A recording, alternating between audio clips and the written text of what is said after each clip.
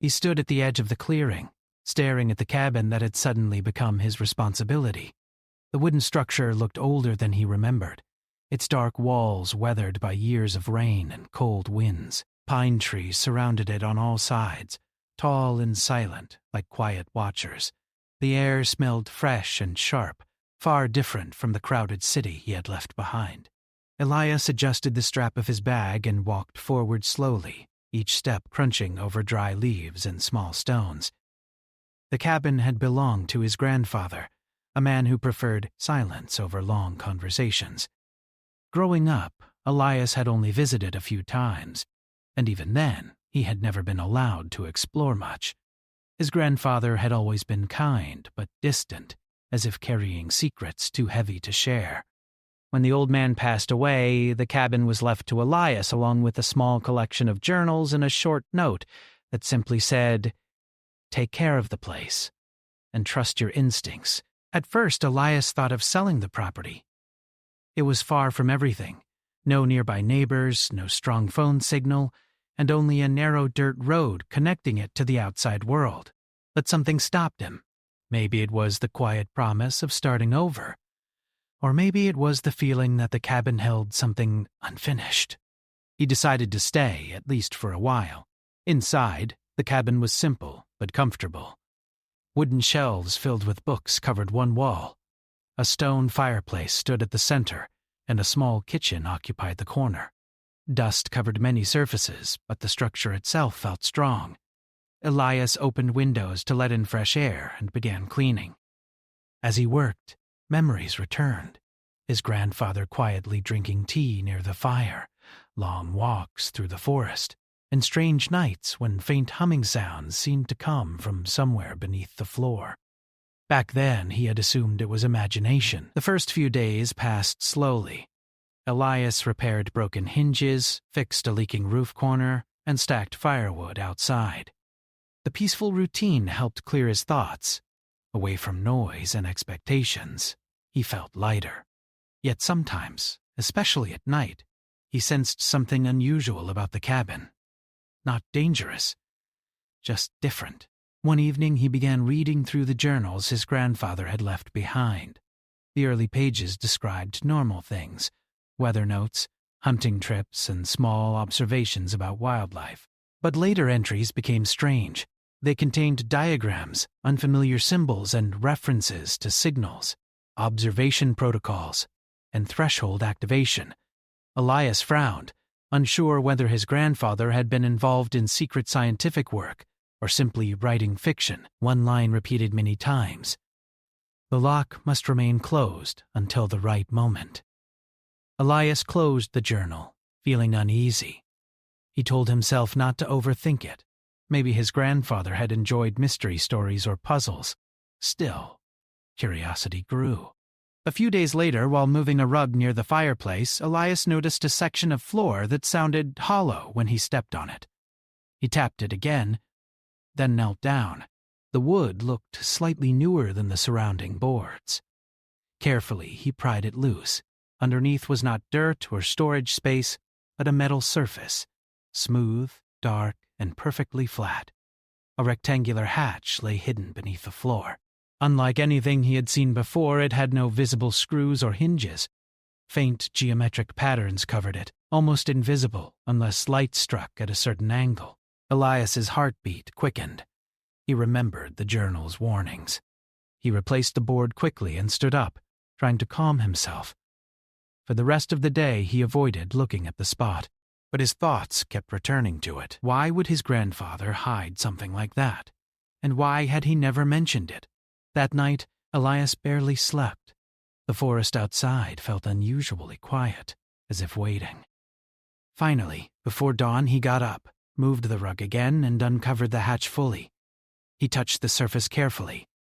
It felt warm. A soft vibration traveled through his hand, and faint lines of light appeared across the metal.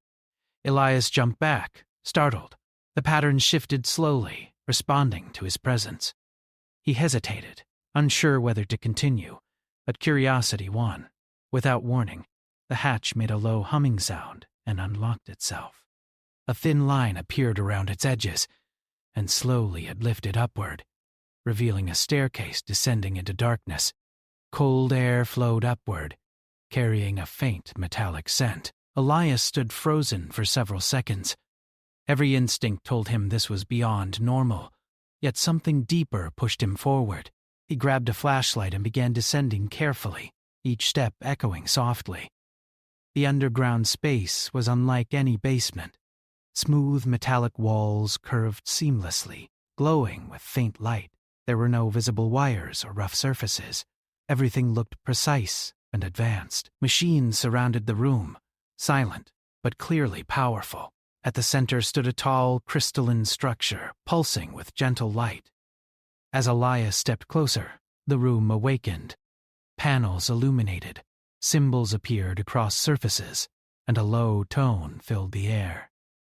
He turned slowly, overwhelmed. Then a voice spoke, not through his ears but directly inside his mind. Human authorization detected. Elias stumbled backward, nearly dropping his flashlight. He tried to speak, but no words came. The voice continued calmly, explaining that this location was an observation station hidden beneath Earth for centuries. It belonged to a coalition of alien civilizations that had monitored developing worlds. Elias felt disbelief and wonder mixing together. He thought about running back upstairs, but curiosity held him still. The voice explained that his grandfather had discovered this station decades ago. Instead of activating it fully, he had chosen to guard it, waiting for a time when humanity might be ready. The system had remained dormant until Elias touched the hatch. Images appeared in the air, stars, strange planets, and alien structures. He watched silently, trying to understand. The idea that humanity had been observed by advanced beings felt impossible, yet everything around him made denial difficult. "Observer required," the voice said gently. Elias shook his head, confused. He was not a scientist or leader. He lived alone, fixing things, and reading old books. Why would anything choose him? But the system continued, explaining that selection was based on psychological compatibility rather than status. Adaptability, emotional resilience, and independent thinking were traits needed for interaction with multiple species. Before Elias could respond, the room shifted again. Light gathered in front of him, forming shapes that slowly became clearer. Figures appeared, tall, crystalline beings, floating forms of light, and silhouettes that changed constantly. They watched him silently. A council. Elias felt small standing before them, yet strangely calm. One of the figures moved forward slightly, its presence warm rather than threatening. It greeted him and explained that humanity had reached a critical stage of development. For centuries, Earth had been watched but not contacted directly.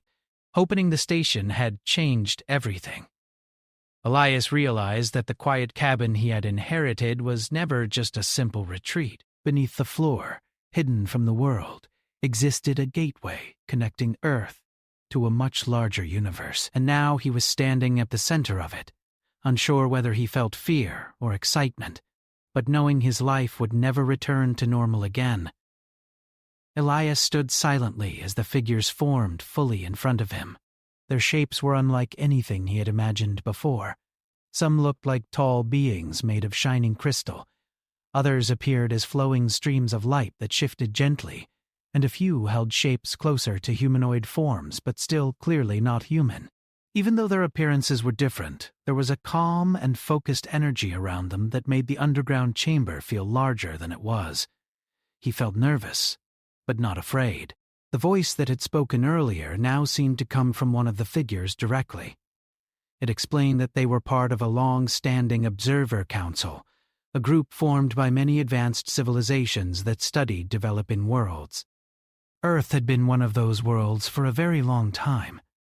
Elias listened carefully, trying to keep his thoughts steady. He wondered if he was dreaming, but every detail felt too real.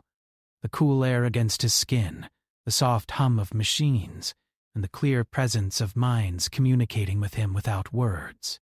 They explained that his grandfather had discovered the station years ago, but had chosen not to fully activate it. He had communicated with the council briefly, learning about their purpose, but decided humanity was not ready for open contact. Instead, he kept the station hidden and protected it quietly. Elias felt a deep sense of respect for the old man. He realized that the quiet life his grandfather had lived might have been far more important than anyone knew. One of the council members moved forward slightly. It asked Elias questions, not about his education or achievements, but about how he viewed people, conflict, and change. The questions were simple but thoughtful. Elias answered honestly, sometimes unsure if his responses made sense. He spoke about how humans often made mistakes but learned from them. He spoke about resilience, about how people kept trying even after failure. The council listened closely. They explained that humanity was reaching a critical point.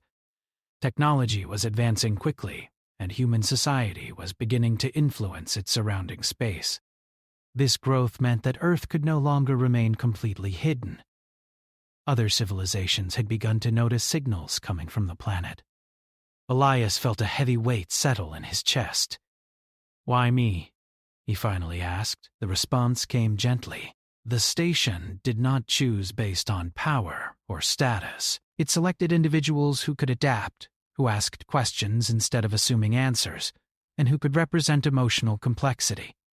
Elias's personality matched the requirements needed to communicate between very different cultures. He struggled to accept that idea. He had come to the cabin simply to escape the world, not to represent it. Yet something inside him felt ready for change. The chamber shifted slightly, and a circular platform rose from the floor. Symbols glowed across its surface. The council explained that if he agreed, he would begin learning about the wider galaxy. Languages, history, and communication methods used by different species. Elias hesitated for only a moment before stepping onto the platform. A warm light surrounded him. Images flowed through his mind, star maps, unfamiliar alphabets, and basic concepts of alien cultures. The information did not overwhelm him, but settled slowly, like pieces of a puzzle, finding their place. He felt tired but also excited, as if doors were opening inside his thoughts. Hours passed without him noticing. The council guided him through simulations where he practiced communicating with different forms of intelligence. Some beings relied on logic alone, others used emotional signals, and a few communicated through patterns of light. Elias made mistakes often, but the council encouraged him to continue. They seemed curious about how he approached problems creatively rather than following strict rules. During a break, Elias asked a question that surprised even himself. He wanted to know why advanced civilizations needed observers instead of direct contact. The answer was complex but clear. Many developing worlds reacted badly to sudden contact. Fear, conflict, and misunderstanding could destroy progress. Observation allowed civilizations to grow naturally until they were ready for interaction. Elias thought about humanity's history, how people often reacted strongly, known the unknown. The explanation made sense. Days seemed to pass, though time felt strange underground. Elias lost track of normal routines. He slept briefly in a small resting area created by the station and ate simple meals provided by machines that could produce basic nutrition. Slowly, the underground chamber began to feel familiar. He also noticed something unexpected about the council. Despite their advanced technology, they often hesitated when dealing with emotional topics. Many of them had reached a level of stability where unpredictability had been reduced from their societies. They viewed humanity as both fascinating and confusing, because humans acted with strong emotion while still achieving innovation. One simulation involved a fictional conflict between two alien groups. Instead of choosing a logical solution presented by the system, Elias proposed an emotional compromise that allowed both sides to save pride while solving the problem. The council reacted with surprise. They admitted that many advanced civilizations had lost the ability to think in such flexible ways. Elias began to understand that humanity's strength might not be perfection, but adaptability. As training continued, he felt more confident moving through the chamber. Panels responded to his gestures, and the voice of the station guided him gently. He started reading deeper records left by his grandfather. In one entry, the old man had written, "The stars are not waiting for heroes. They are waiting for listeners." Those words stayed with Elias. One evening, or what felt like evening, the chamber lights dimmed slightly, signaling a shift in system status. A low alarm began to sound, quiet but urgent. Symbols changed color across the walls, and the council turned their attention to a large projection appearing in the center of the room. A star map formed, highlighting Earth's position. An unknown signal had entered the outer edge of the solar system. The council explained quickly that another faction had detected unusual activity. Unlike the observers, this group did not follow strict non-interference policies. They studied developing worlds more directly, often evaluating them for potential integration into larger systems. Elias sensed tension among the council members. Although they were advanced, they were not warriors. Their role focused on observation and guidance, not conflict. He felt responsible. Opening the station might have revealed Earth's location more clearly. Guilt pressed against him, but he forced himself to stay calm. Panic would not help. "What happens now?" he asked. The council explained that they would monitor the incoming signal closely. Direct action was complicated due to agreements between different civilizations. Interfering too aggressively could create wider conflict. Elias watched as data streamed across the projection. The approaching object moved smoothly, far faster than any human technology. Its design looked cold and precise, almost blending into space itself. For the first time since arriving, fear touched him. Humanity had no idea this was happening. People on Earth continued living normal lives, while something unknown approached silently from the stars. He felt the weight of responsibility growing heavier. Instead of stepping back, Elias moved closer to the projection. He studied the data, asking questions about the ship's energy patterns and communication methods. The council answered patiently, guiding him through analysis. An idea formed slowly in his mind. If the approaching faction valued efficiency and classification, perhaps communication could change their expectations before conflict began. The council hesitated when he suggested initiating contact. They worried it would expose Earth too directly. But Elias argued that hiding might appear weak or deceptive. Humans often solved problems through dialogue, even when it seemed risky. After a long moment of silent discussion among the council, they agreed to consider his proposal. Elias realized that the quiet man who came to the cabin seeking peace was changing. He was no longer just an observer. He was becoming a bridge between worlds, standing in a place where human instinct and alien logic met. As the unknown vessel moved closer through space, the chamber prepared for first contact, and Elias felt both nervous and determined. Whatever happened next would not only shape his future, but could change humanity's place in the galaxy forever. The underground chamber grew quieter as the unknown vessel continued its steady approach toward the solar system. Symbols moved rapidly across the glowing panels, translating data into forms Elias could understand. The council remained focused, their presence calm but serious. Even though they were advanced beings, Elias sensed a tension he had not felt before. This was no longer just observation. Something important was unfolding. Elias stood near the central projection, watching the star map carefully. The incoming ship appeared as a small point of light at first, but as more information arrived, its shape became clearer. The vessel was large, far larger than any human spacecraft. Its structure looked smooth and efficient, with curved surfaces that reflected energy fields rather than physical light. "What do they want?" Elias asked quietly. The council responded that the faction approaching often evaluated younger civilizations. Some species described them as collectors of knowledge, while others saw them as strict and cold observers who believed in order above all else. They rarely attacked directly, but their decisions could shape the future of entire worlds. Elias felt a chill run through him. Humanity was not ready to face something like this openly. Most people on Earth did not even know other civilizations existed. He turned back toward the council. If they are coming to judge humanity, then hiding will not help. They will make their own conclusions without understanding who we really are. The council hesitated. Their long history had taught them that caution protected developing worlds. But Elias's perspective brought something new, a willingness to take risks through communication. Time passed slowly as they analyzed the incoming signal. The ship emitted structured transmissions, mathematical patterns, and coded signals that suggested intelligence.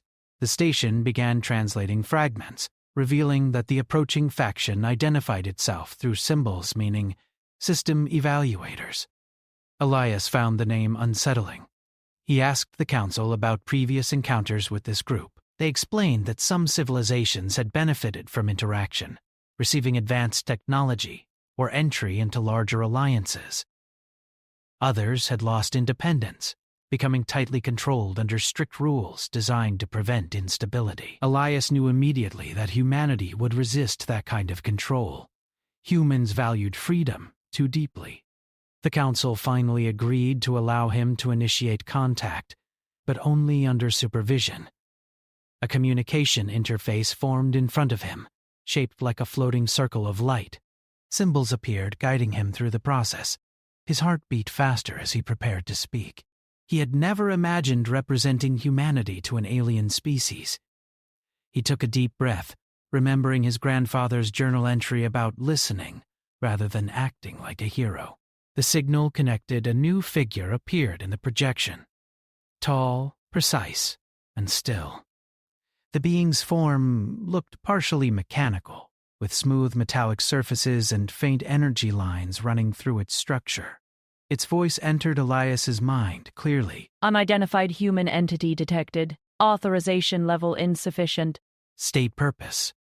Elias swallowed but kept his tone calm. My name is Elias. I am representing Earth as a developing civilization. I request dialogue before any evaluation is made. There was a pause. The being studied him silently. Human civilization lacks unified representation. Your claim is irregular? Elias nodded slightly. That is true. Humans are diverse and often divided, but we communicate through individuals all the time. I am here to help you understand us better. The alien commander, as the council identified it, analyzed his words carefully. It explained that their mission was to classify Earth's potential value and stability. If humanity showed signs of uncontrolled expansion or risk, intervention could occur to maintain galactic balance. Elias felt pressure building inside him, but he stayed focused. Instead of arguing directly, he began telling stories. He described how humans faced disasters and came together to help strangers. He spoke about creativity, about how people turned problems into opportunities. He explained that humanity's strength was not perfection, but constant change. The commander responded logically, stating that unpredictability often led to instability. Elias smiled slightly. Yes, but it also leads to growth. As they spoke, the council watched silently, surprised by Elias's approach. Rather than presenting humanity as powerful or advanced, he focused on emotional depth and adaptability.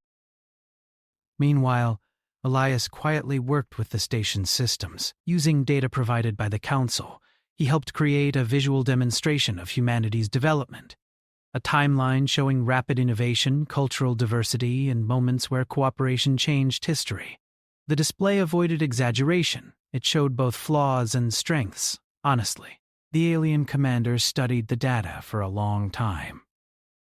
You present contradictions, it said finally. High conflict combined with high cooperation. Rapid innovation combined with instability. Classification remains uncertain. Elias felt hope rising. Uncertainty meant the decision was not final. He continued speaking, sharing examples of human curiosity. He described art, music, and storytelling, explaining that humans used creativity to understand the unknown. The commander seemed particularly interested in this concept, noting that many advanced civilizations lost artistic expression as efficiency increased. As the conversation continued, the approaching ship slowed its advance slightly. The council noticed immediately. Elias's communication was having an effect. But then new data appeared. Additional signals from the alien vessel indicating deeper scans of Earth. The evaluators were gathering detailed information. Elias realized they needed more than words.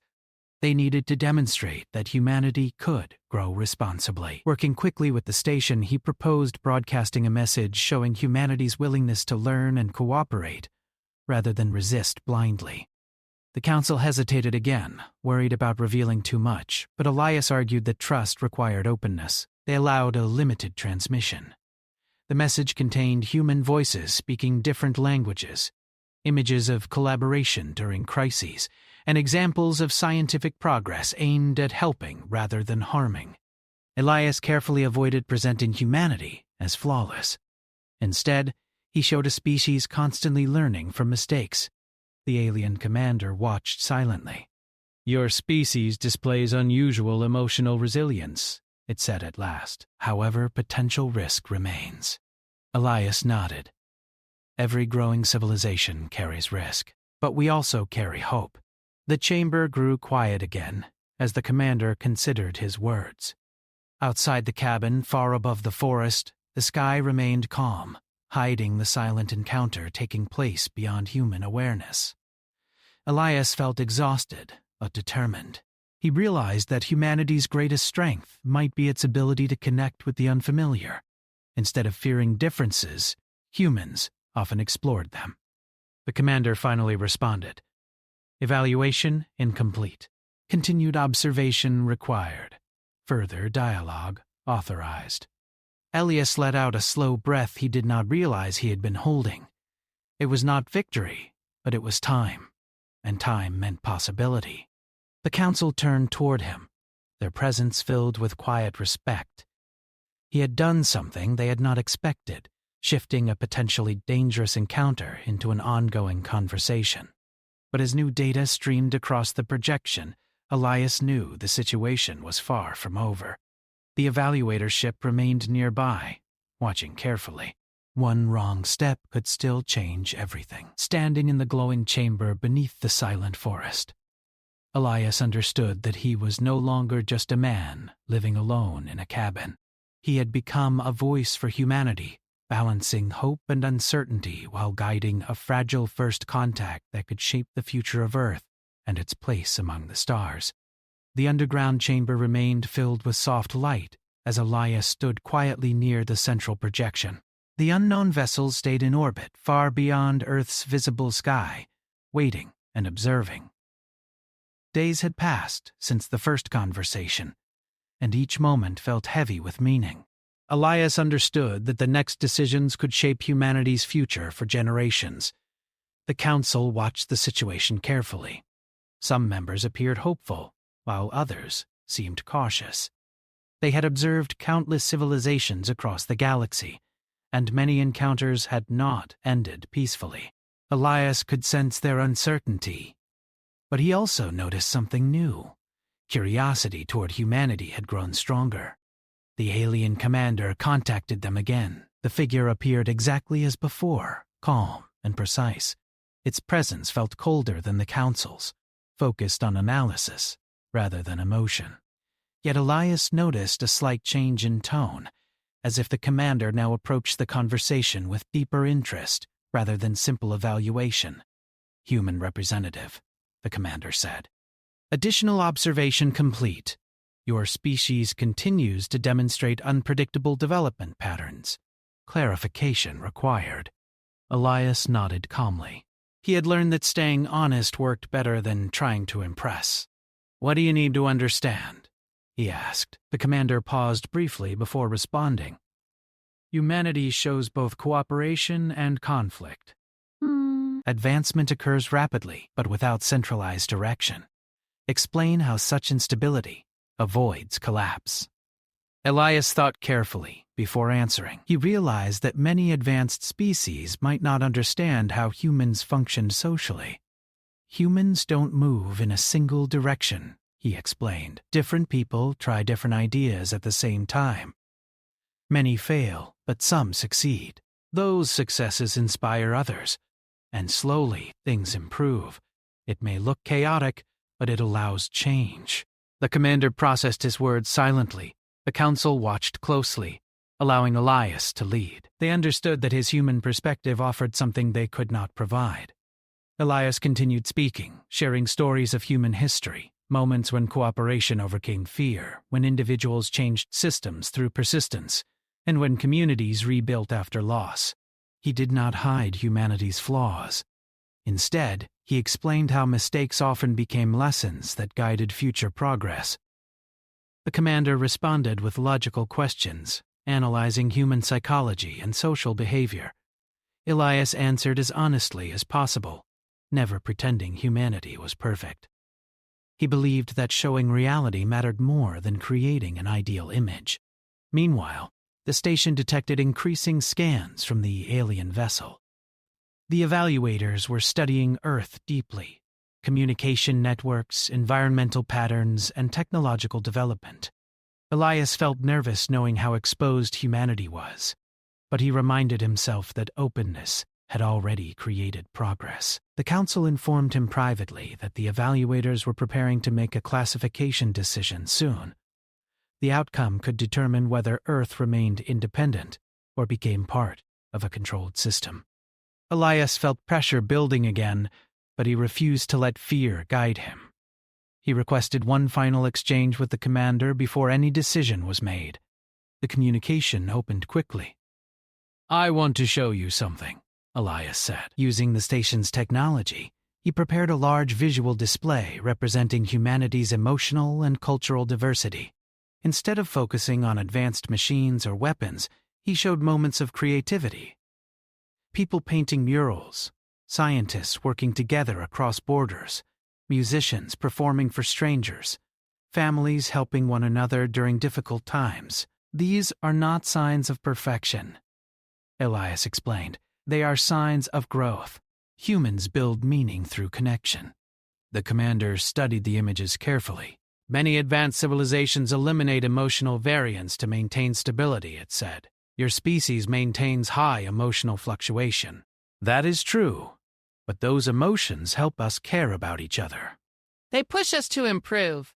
The commander remained silent for a long moment. Finally, it spoke again.